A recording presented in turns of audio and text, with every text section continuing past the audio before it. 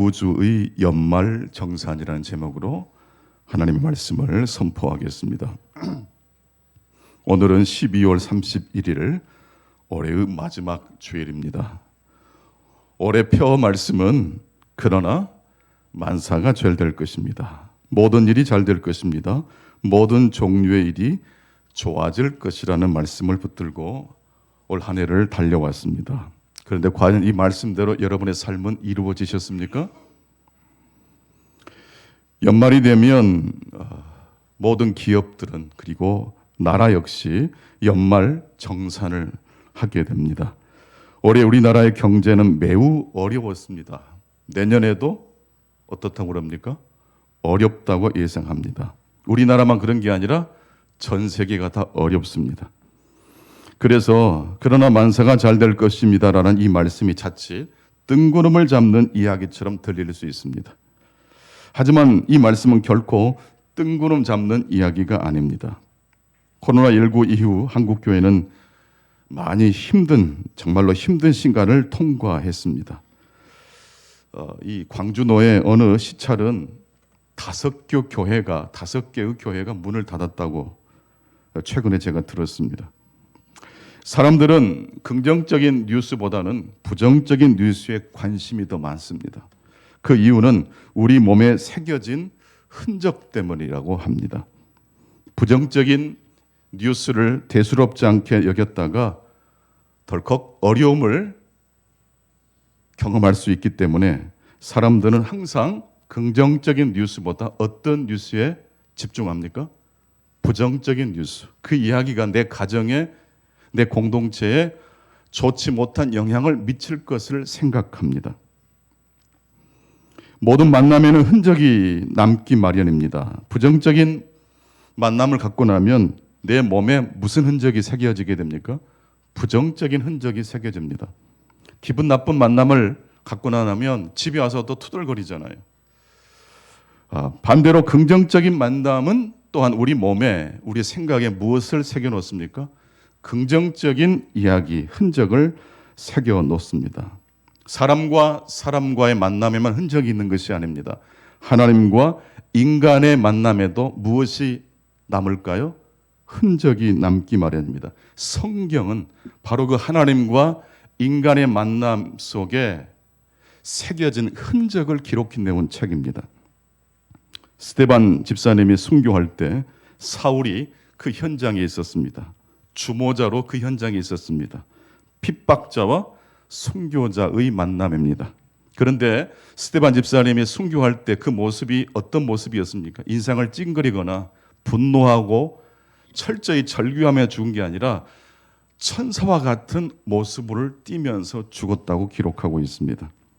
이때 사울의 몸에 무엇이 새겨졌을까요? 깊은 흔적이 새겨졌을 겁니다. 그것이 씨앗이 되어 마침내 사울은 회심하게 됩니다. 갈라디아서 6장 17절 말씀입니다.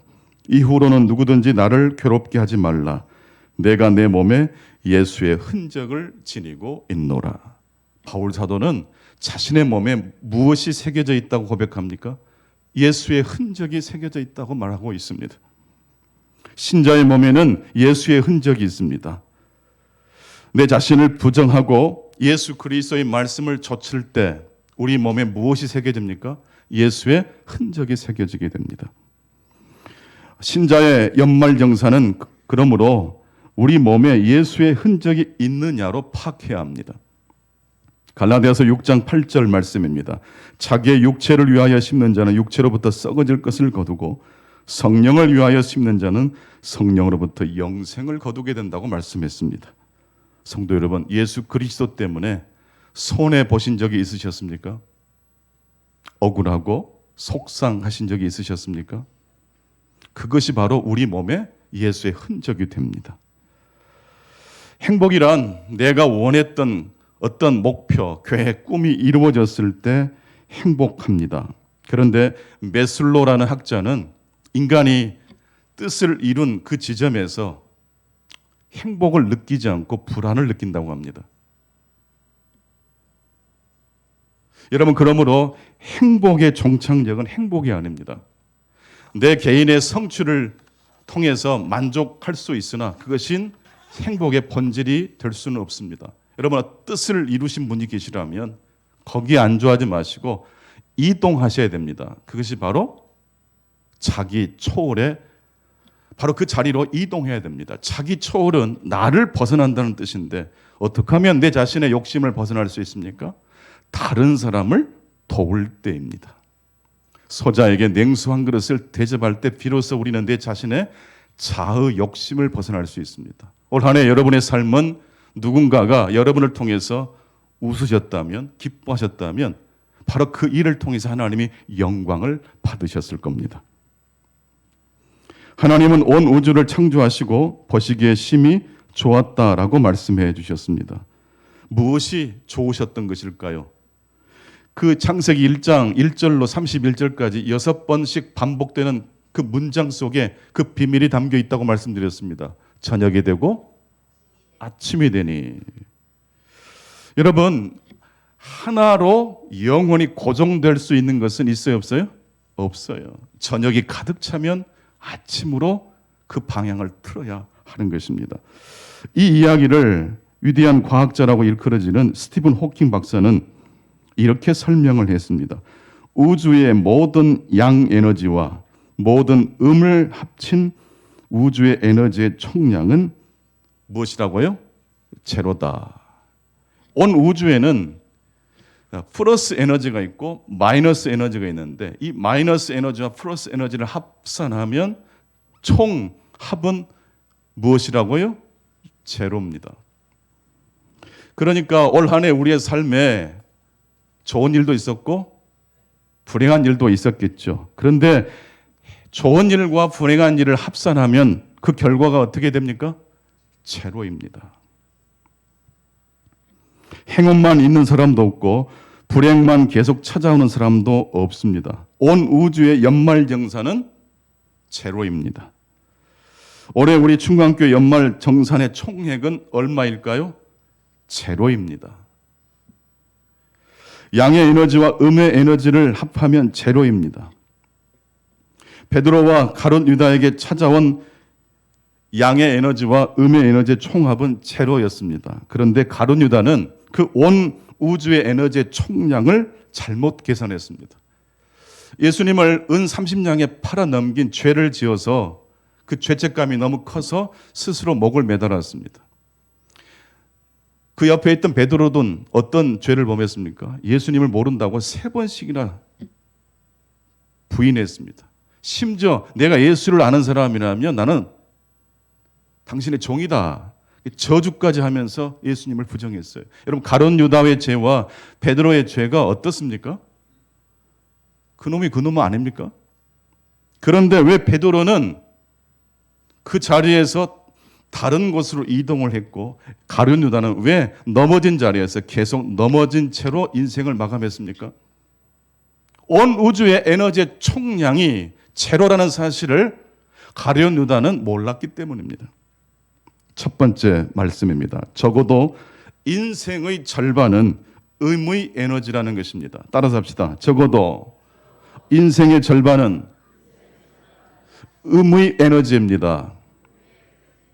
그러니까 쉽게 풀어서 말씀드리자면 인생의 절반은 합리적인 일이 찾아온다는 뜻입니까? 비이성적인 일이 우리의 삶을 찾아온다는 뜻입니까? 괴로운 일이 막 찾아와요. 예상치 못한 일이 벌어져요. 그러므로 미리 우리 지혜로운 성도들이라면 미리 비이성적인 일이 찾아올 것을 대비할 수 있어야 됩니다. 누군가가 나에게 시비를 걸 수도 있고 나는 그렇지 않았는데 누군가가 나를 오해할 수도 있어요. 괴롭고 억울한 일이 벌어질 수 있어요. 그럴 때 분노하고 화를 내는 방법은 대단히 유치한 방법이에요. 왜냐하면 우주 에너지의 총량은 양의 에너지와 음의 에너지를 합산하면 뭐가 되기 때문에 제로예요. 지금은 굉장히 손해보는 것 같고 비참한 것 같지만 여러분 거기에서 머물러 있으면 안 돼요. 계산을 정확히 하셔야 돼요. 다니엘은 사자굴에 들어갈 줄로 알면서도 하루에 3번씩 예루살렘을 향하여 기도하였습니다. 그리고 마침내 다니엘은 사자굴에 떨어졌어요. 그러나 다니엘은 사자에 물렸습니까? 물리지 않았습니까? 물리지 않았어요. 음의 에너지와 양의 에너지를 합하면 제로라는 사실을 알았기 때문입니다. 살다 보면 통제불능의 상황에 직면해서 괴로워하는 분들을 만날 때가 있어요. 그럴 때 목사가 신방 가면 어떻게 이야기하는지 아십니까? 덧셈 뺄셈을 해드리는 거예요. 하나님 말씀을 통해서 지금은 환난이고 마이너스 인생 같지만 전체적인 큰 이야기 속에 우리 인생을 다시 대비시켜 보면 마이너스가 마이너스만 끝나지 않는다는 이야기를 해드리는 거예요. 모든 것은 변합니다. 행복만 있거나 불행만 있는 가정이 없습니다. 그렇다면 행복한 가정은 어떤 가정일까요? 행복한 가정은 행복과 불행의 총합이 제로라는 사실을 기억하는 가정입니다.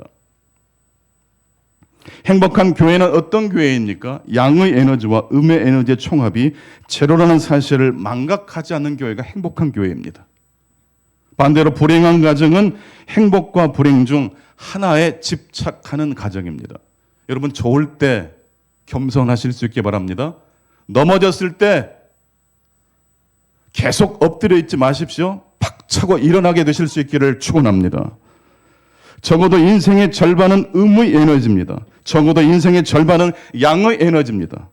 온 우주의 에너지의 총합은 제로입니다. 제로라는 말씀은 다시 시작할 수 있다는 뜻입니다. 제로라는 자리는 내가 내 인생을 경험하는 대로 모든 것이 되어지지 않는다. 결국 누구의 뜻대로 돼요? 하나님의 뜻대로 된다는 말씀입니다.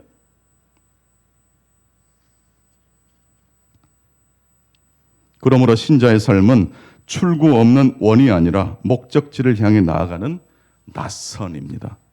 두 번째 말씀입니다. 불운을 긍정적으로 받아들이시는 저와 여러분의 삶이 되시기를 간절히 축복합니다.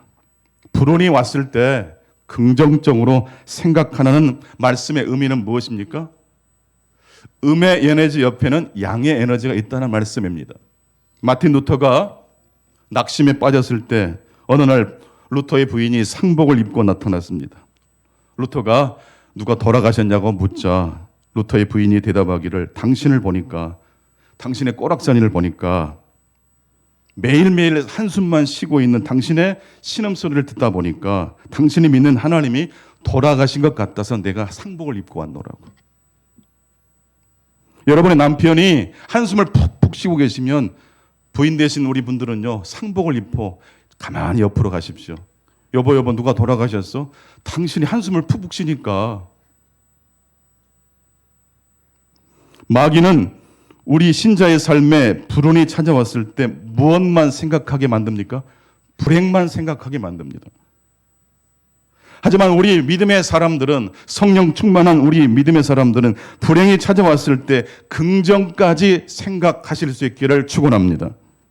적어도 인생의 절반은 음의 에너지고 적어도 인생의 절반은 양의 에너지가 우리를 찾아오기 때문에 그렇습니다. 그러므로 넘어진 자리는 발견하는 자리입니다. 그러므로 넘어진 자리는 다시 출발하는 자리입니다. 심지어 썩은 물에도 무엇이 있습니까? 부력이 있습니다. 긍정적인 신앙인이 되실 수 있기 바랍니다. 무조건 오케이 아멘 하자는 뜻이 아닙니다. 혹시 내가 미처 보지 못한 것이 있을 수 있다는 생각을 기어이 해내는 게 긍정적인 마인드입니다. 불행했을 때 플러스 에너지를 생각하시기 바랍니다. 하나님이 여러 가지 복을 쏟아 부어주셨을 때 그것이 행복의 종착역이 되지 않고 이제는 나를 위해 살지 않고 누군가를 위해서 여러분의 물질과 시간을 사용하실 수 있기를 축원합니다. 그러므로 긍정적인 사람은 불행이 왔을 때 수많은 불행 중 하나를 선택하지 않습니다. 긍정적인 사람은 아무리 많은 불행이 나를 괴롭히고 나에게 찾아왔을 때 여러 가지 불행 중 하나를 기억해내는 것이 아니라 불행과 행복 사이에서 내가 무엇을 선택해야 될지를 생각하는 사람입니다. 여러분, 삶이 고단하고 불안하고 괴로울수록 웃고 기뻐하시고 찬송하실 수 있기를 바랍니다. 왜요? 정신이 나갔기 때문이 아니에요. 음의 에너지가 있는 만큼 양의 에너지가 이 온 우주를 우리의 인생을 하나님의 뜻과 계획 가운데 찾아오기 때문에 그렇습니다. 온 우주의 연말 정사는 제로입니다. 그래서 내일도 내일의 태양이 다시 뜨는 것입니다. 여러분의 인생의 태양도 다시 떠오르실 수 있기를 축원합니다. 마지막 세 번째입니다. 하나님은 우리에게 답을 주시지 않고 그분 자신을 내어주시는 분이십니다.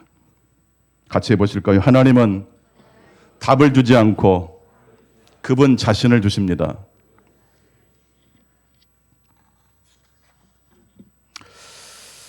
이렇게 속물이라는 단어 혹시 들어보셨습니까? 결코 좋은 단어는 아니죠. 이 속물의 뜻이 무엇일까요?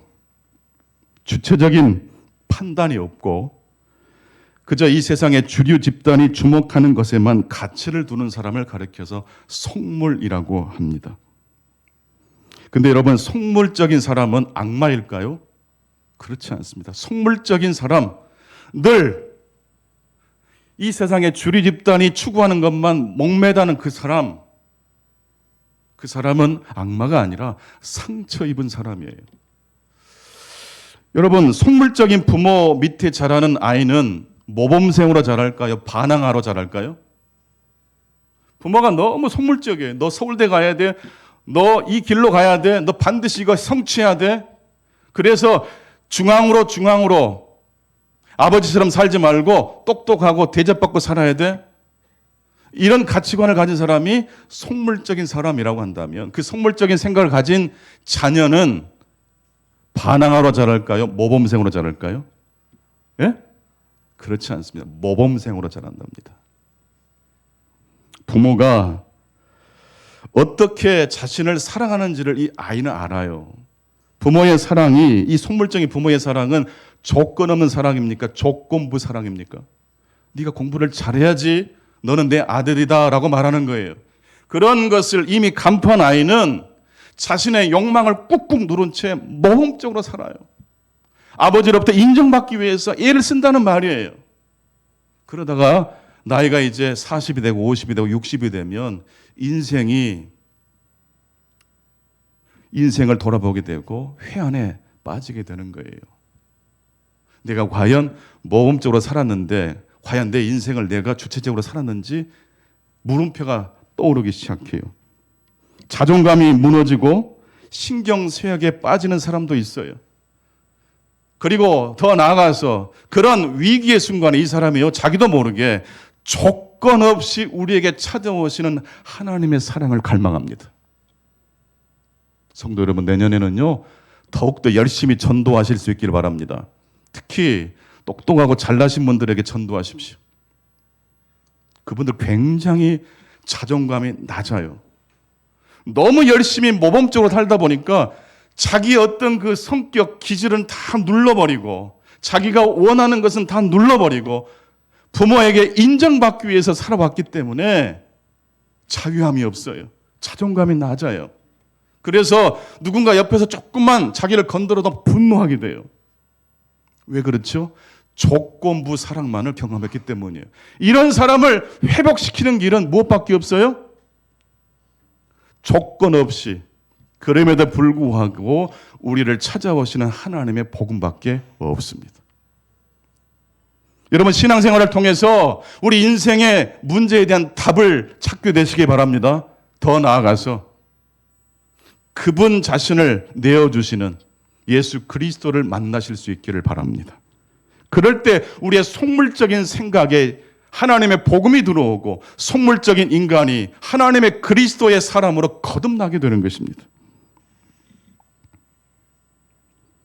여러분은 세속적인 성공을 떠나서 자신의 가치와 소중함을 만나는 경험을 해보신 적이 있으십니까? 특별한 어떤 결과를 성취했기 때문이 아니라 그저 내 자신이 소중한 존재라고 하나님의 말씀을 통해서, 복음을 통해서 경험해 보신 적이 있으십니까? 이게 없으면요, 교회 안에서도 아무리 예수님을 열심히 믿어도 자존감이 올라가지 않아요. 여러분의 어렸을 때도 사실은 여러분은 무엇을 잘했기 때문이 아니라 있는 그대로 가치 있는 존재였다는 사실을 하나님의 말씀 안에서 다시 회복하실 수 있기 바랍니다. 사람은 참 묘한 존재입니다. 과거를, 기억을 통해서 과거를 다시 만날 수가 있어요. 불행한 과거를 바꿀 수는 없지만 불행한 과거로 믿음을 통해서 나아가서 불행한 과거 속에 울고 있는 내 자신을 만져줄 수가 있어요. 성도 여러분, 하나님의 은총이 없는 삶은 하나님의 말씀 중에 부분적인 복음에 내 자신을 드리게 됩니다. 여러분, 우주의 마이너스 에너지 플러스 에너지의 총량이 뭐라겠죠? 제로. 근데 이게 여러분의 인생을 뒤집어 놓는 이야기입니까? 이게 우리 인생을 변화시키는 이야기입니까? 이 이야기는 믿지 않는 사람들에게도 충분히 설득할 수 있는 이야기예요. 그러나 이게 복음은 아니에요. 복음은 무엇입니까? 올 1년 우리나라의 경제의 문제에 대해서 지혜로운 대답을 해주는 게 복음이 아니에요. 우리 교회가 앞으로 어떻게 나아갈 것인지 탁월한 지혜를 가지고 설명해 주는 것도 복음이 아니에요. 복음은 무엇입니까? 예수 그리스도이십니다. 좋은 대학 가면 좋고 좋은 직장 들어가면 좋겠죠. 근데 그게 복음입니까? 좋은 아파트 살고 노후를 대비할 수 있는 연금이 있으면 좋겠지만 그게 복음입니까? 예수 그리스도를 통해서 나를 발견하셨고 예수 그리스도를 통해서 나를 사랑하시며 예수 그리스도를 통해서 나를 영원히 떠나지 않으시는 하늘 아버지의 이야기 안에서 살아가시는 저와 여러분 되시기를 바랍니다. 이게 복음이에요. 예수 그리스도를 통해서 하나님은 나를 발견하셨어요. 예수 그리스도를 통해서 하나님은 나를 사랑하고 계셔요. 예수 그리스도를 통해서 하나님은 우리 자신들을 영원히 떠나지 않으신다고 말씀해 주셨습니다. 이게 복음이에요. 왜 우리는 예수님과 동행하는 삶이 중요합니까? 아우구스티누스가 그런 말을 했어요. 이 생을 제외하면 우리의 행위를 바로 잡을 수 있는 다른 공간은 존재하지 않습니다. 여러분, 천국 가신 다음에 회개하시겠습니까? 큰일 납니다. 그거 불가능합니다. 여러분, 상급 심판이 있다는 이야기를 성경은 분명히 이야기합니다. 대충 아무렇게나 교회 다니는 사람들이 상급 얻지 않습니다. 소자를 귀하게 여길 줄 아는 사람, 내 자신의 에너지를 가지고 누군가를 복되게 할 줄 아는 사람이 구원받고 하나님의 은혜의 보좌 앞으로 나가는 거예요. 예수 믿으면 아무것도 하지 않아도 됩니까? 그렇지 않습니다. 영화 범죄도시 3 거기에 나오는 그 인물 중에 초롱이라는 인물이 있어요. 초롱이. 이 초롱이라는 인물이 참 재미있는 캐릭터예요. 중고차를 판매도 하고 나이트클럽도 운영하는 꽤 힘있는 재력도 있는 깡패예요. 근데 이 마동석 형사 앞에서 이 초롱이가 어떻게 되든가요? 약호가 죽어요. 쫄아들어요. 작아져요.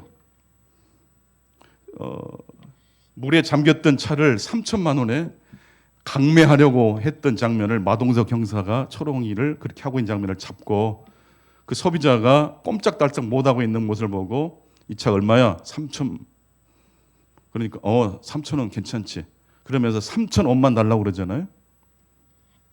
그러니까 이 초롱이가 얼마나 화가 나겠어요. 막 투덜투덜 욕하다가 마동석 형사가 부르니까 네 하고 달려가잖아요. 저는 그 모습이 참 귀엽고도 생각을 하게 해주는 장면이었던 것 같아요. 여러분, 이 세상 사람들은요, 자기보다 더 권세 있는 사람 앞에서는 작아지지 않습니까? 권력적인 경험을 하잖아요. 힘의 대결이에요, 이 세상은. 그런데 여러분, 인생의 절반은 무슨 에너지를 만나는 시간이라고 했어요?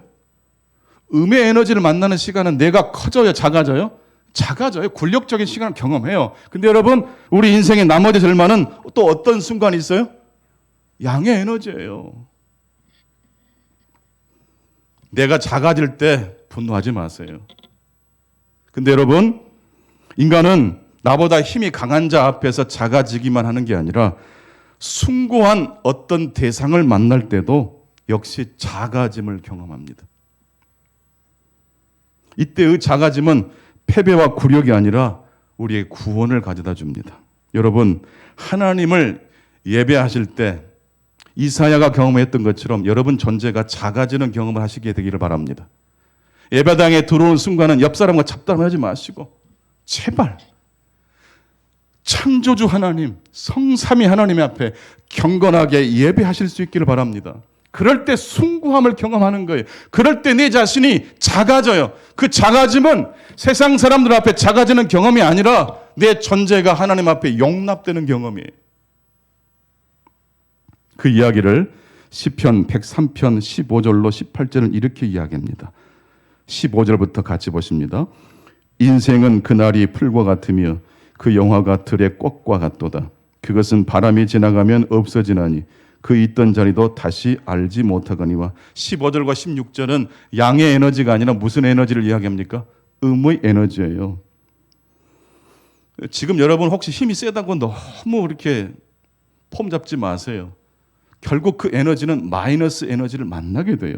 그런데 우리에게는 그런 유한한 에너지뿐만 아니라 17절과 18절에 전혀 우리가 예상하지 못했던 에너지를 만납니다. 17절, 18절 시작. 여호와의 인자하심은 자기를 경외하는 자에게 영원부터 영원까지 이르며 그의 의는 자손의 자손에게 이르리니 곧 그의 언약을 지키고 그의 법도를 기억하여 행하는 자에게로다. 유한한 인간이 영생을 향하여 나아갈 수 있는 길이 어떻게 열렸어요? 예수 그리스도 때문이에요. 우리가 속물적인 이 세상을 살면서도 기가 죽지 않고 다시 부활할 수 있는 이유는 무엇이에요? 나를 있는 그대로 용납해 주신 예수 그리스도를 만났기 때문이에요. 존 오웬 목사님은 그 예수님의 십자가 부활 사건을 죽음의 죽음 사건이라 이렇게 이야기해요. 죽음의 죽음이다. 여러분, 이 세상에서 가장 정복하기 어려운 게 뭐예요? 죽음이잖아요. 근데 예수 그리스도가 바로 그 죽음을 정복하신 분인 줄로 믿습니다. 예수 그리스도 이름을 부르십시오. 예수 그리스도 이름을 날마다 부르시고 삶의 자리에서 그 주님을 통해서 하나님의 신비한 경험을 하실 수 있기를 바랍니다. 오늘 신약의 본문의 배경은 때가 이름에 거두게 될 것이다라는 말씀을 하고 있습니다. 그러니까 아직은 열매가 없다는 뜻이죠. 우리가 선을 행하되 낙심하지 말지니 포기하지 않으면 때가 이르면 어떻게 돼요? 거두게 돼요. 이 말씀은 지금 이 신자가 양의 에너지를 만난 때입니까? 음의 에너지를 만나고 있는 때입니까? 음의 에너지를 만나고 있을 때, 속상한 때예요. 내가 작아짐을 경험할 때예요. 그럴 때 하나님은 바울 사도를 통해서 무슨 말씀을 해주고 계십니까? 불행이 우리 가정을 덮쳤을 때 어떻게 해야 되겠습니까?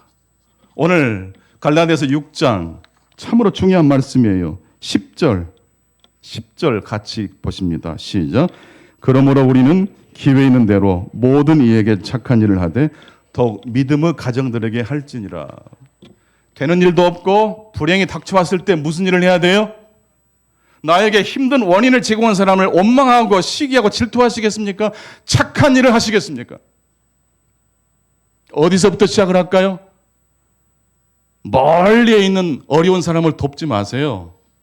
이미 여러분 가까이에 여러분의 사랑이 필요한 사람이 있어요. 더욱더 믿음의 가정에 할지어다. 여러분 옆자리에 있는 사람에게 사랑을 베푸십시오. 여러분에게 여러분의 삶의 동선이 겹치는 사람들에게 하나님의 사랑을 힘들고 어렵지만 괴로울 때도 사랑과 선행을 베푸실 수 있기 바랍니다. 갈라디아 6장 6절에 보게 되면 그 사랑을 베풀 대상 중에 가르침을 받는 자는 말씀을 가르치는 자와 모든 좋은 것을 함께 하라고 말씀하고 계십니다. 여러분, 교회 1년 예산을 쭉 보면요. 올해도 3억 넘게 결산하게 되는데 거의 대부분이 목회자의 사례비로 나갑니다. 어떤 분들은 와, 목사님들이 다 먹는구나 그래요. 제발 그러지 마시기 바랍니다. 여러분, 목회자가 교회의 컨텐츠예요. 목회자의 영성을 교회는 뛰어넘을 수 없어요. 목회자가 기도한 만큼, 목회자가 독서한 만큼, 목회자가 하나님의 마음을 품는 만큼 교회가 성장해요. 제발 이해타산으로 해석하지 마세요. 해석을 하더라도 제대로 합시다. 온 우주 에너지의 총량은 뭐예요? 제로예요.